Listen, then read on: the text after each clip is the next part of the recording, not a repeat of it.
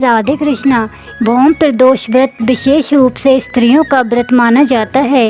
भौम का अर्थ है मंगल और प्रदोष का अर्थ है रात का शुभारंभ, अर्थात मंगलवार के दिन पड़ने वाले प्रदोष को भौम प्रदोष व्रत कहते हैं। रात के शुभारंभ में पूजन होने के कारण ये प्रदोष नाम से प्रसिद्ध है। ये व्रत संतान कामना प्रधान है। इस व्रत के मुख्य देवता आशुतोष भगवान शंकर माने गए हैं। शाम के समय व्रती को शिवजी की पूजा करके अल्प आहार ग्रहण करना चाहिए। इस व्रत को लेकर ये कथा प्रचलित है कि प्राचीन काल में एक अत्यंत गरीब ब्राह्मणी विधवा हो जाने पर भिक्षा के द्वारा अपना जीवन निर्वाह करती थी।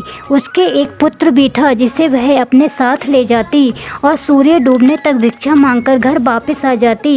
एक दिन उसकी भेंट एक राजकुमार से हुई जो विदर्भ देश का था। वह अपने पिता की मृत्यु के पश्चात इधर उधर भटक रहा था।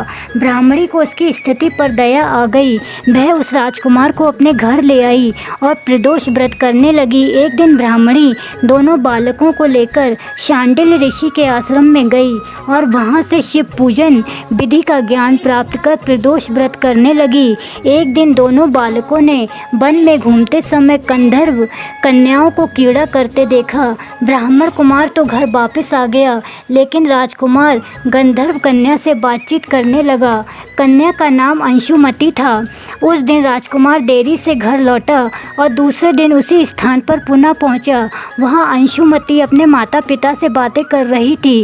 राजकुमार को देखकर अंशुमति के पिता ने कहा कि तुम विदर्भ के राजकुमार हो, अतः शिव की आज्ञा से मैं तुम्हारे साथ अपनी पुत्री का विवाह करूंगा। शादी के बाद राजकुमार ने गंधर्वराज विद्रविक की विशाल सेना लेकर विदर्भ पर चढ़ाई कर दी और उस पर अपना अधिकार कर लिया। फिर उस ब्राह्मणी को पुत्र सहित अपने राजमहल में आदर के साथ रखा, जिससे उसके कष्ट भी दूर हो गए। एक दिन अंशुमति ने पूछा कि ये सब कैसे हुआ। तब राजकुमार ने कहा कि ये सब प्रदोष व्रत के पुण्य का फल है। उसी दिन से प्रदोष व्रत का महत्व और बढ़ गया। राधे कृष्णा।